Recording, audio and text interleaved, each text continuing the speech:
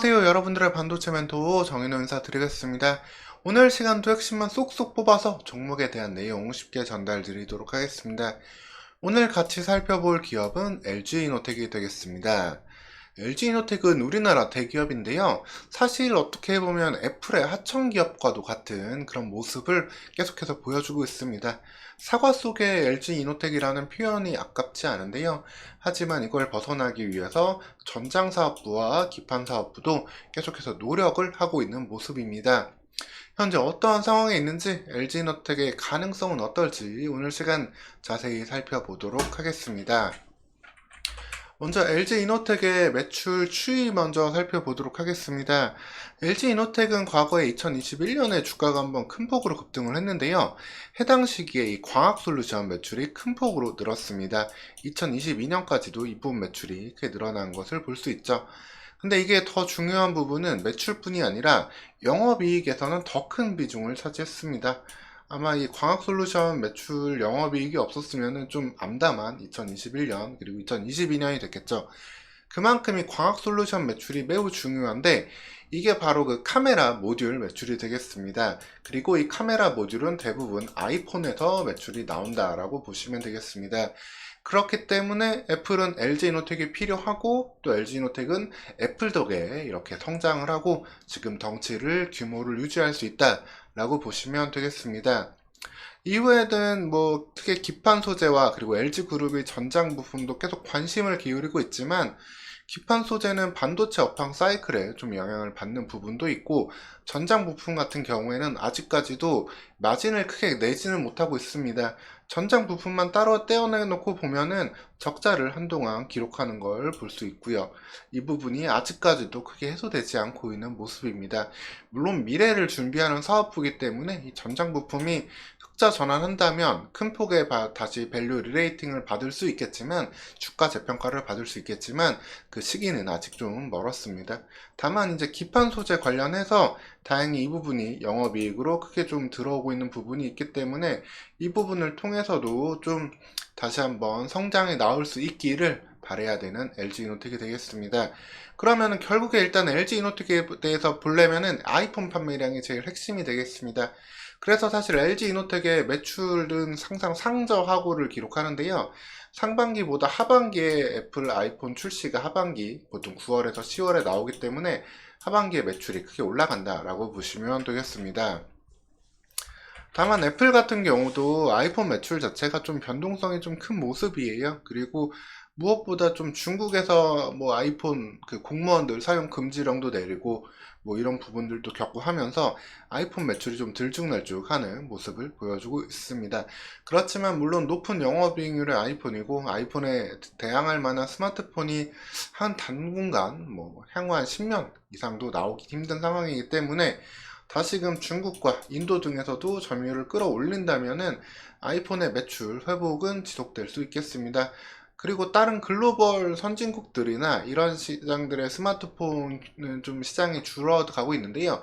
이유는 왜 그러냐면 두 가지가 되겠습니다.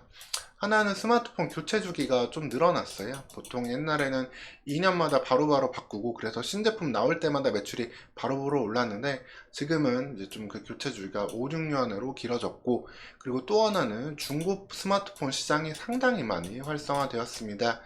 예전에야 이제 스마트폰 한 2년 쓰면 성능을 좀 감당하기 힘들었는데 좀 새로운 게 필요했는데, 지금은 2년 지난 스마트폰도 사실 쌩쌩하잖아요. 그러다 보니까 교체 주기도 길어지고, 그 다음에 중고폰 시장도 계속 성장하고 있다.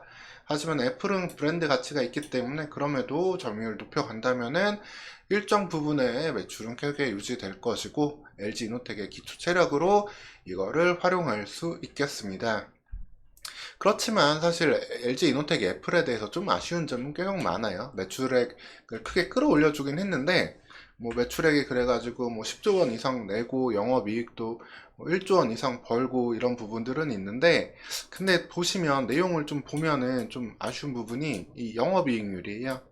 영업이익률이 4% 정도밖에 나오지 않아요. 이는 예전에 어떤 거랑 비교해야 되냐면은 MLCC가 없던 삼성전기, 삼성전기가 MLCC를 하기 전에 삼성전자에서 이제 스마트폰 관련된 부품들을 주로 만들어서 팔았는데, 이때 삼성전기가 받았던 영업이익률이 2~3%, 많이 받으면 5~6% 정도, 딱 요 정도 수준이라고 보시면 되겠습니다.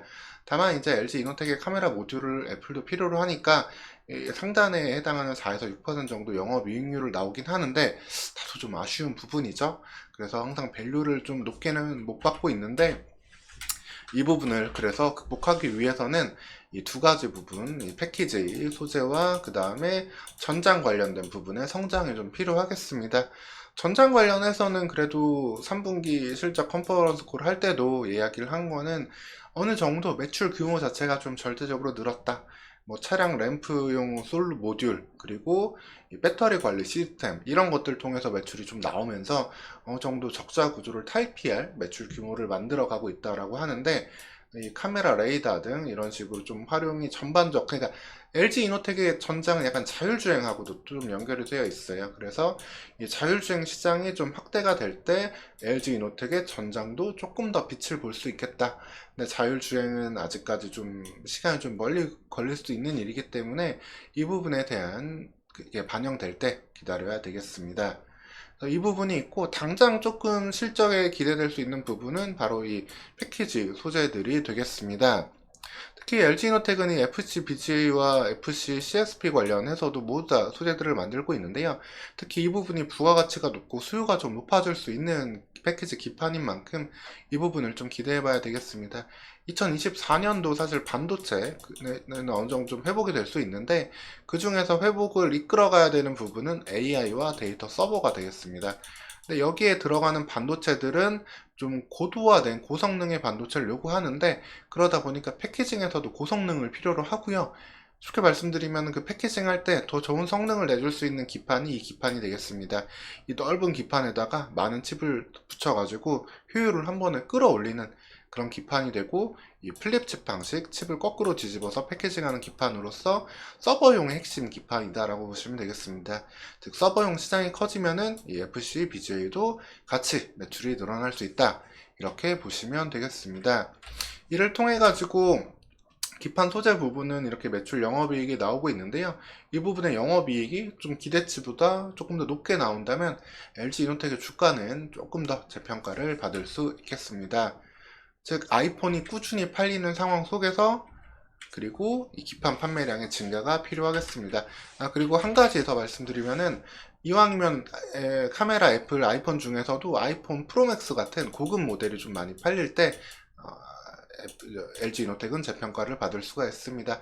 프로맥스 같은 고급 제품에는, 고사양 제품에는 폴디드 줌 카메라 같은 좀 카메라도 좀 더 높게 활용할 수 있는 기술들이 더욱더 들어가 있기 때문에 LG 이노텍이 쉽게 말씀드려가지고 더욱더 높은 단가의 제품들을 많이 팔 수가 있어요. 똑같은 아이폰 한 대를 판다 하더라도 프로맥스에는 LG 이노텍의 제품이 더 많이 들어가고 더 많은 마진이 남는다. 그렇기 때문에 이 프로맥스의 판매량이 좀 LG 이노텍의 주가에 영향을 줄 수 있다는 점까지 보시면 되겠습니다. 그래서 2023년에는 다소 좀 역성장을 하기는 했지만, 이걸 저점을 해가지고 내년에는 일종의 기저효과, 전년 동기보다 나아지는 효과도 좀 기대해 볼 수 있겠습니다. LG 이노텍에 대해서 결론을 말씀드리면은, 아이폰 판매량 등에 따라서 크게 영향받는 실적인데 2024년에는 회복을 기대하고 기저효과까지 더해진다는 걸 볼 수 있겠습니다. 여기에 프로맥스 등 고사양 모델의 판매 증가는 더욱더 호재가 될 거고요. 그리고 전장은 좀 시간이 걸릴 수 있고, 기판에서부터 매출 영업이익이 좀 끌어올려진다면은 이 부분이 LG 이노텍의 큰 힘이 되겠습니다. 그리고 애플향으로 좀 낮은 영업이익률이, 그래서 이 부분으로 좀 극복이 돼야 되는데, 이렇게 될 때 현재 좀 주가 저평가 받는 부분은 그때 좀 밸류를 다시 평가받고 주가가 한 단계 도약할 수 있는 시기가 되겠습니다. 그리고 애플이 뭐 신사업을 한다고 할 때 애플카라든가 이런 거 할 때도 주가를 같이 받긴 하는데요. 그 부분도 같이 챙겨보시면 되겠습니다. 오늘 시간 이렇게 LG 이노텍에 대해서 안내 드렸고요. 추가적으로 궁금한 점은 댓글 달아주시면 되겠습니다. 오늘도 영상 시청해주셔서 감사합니다.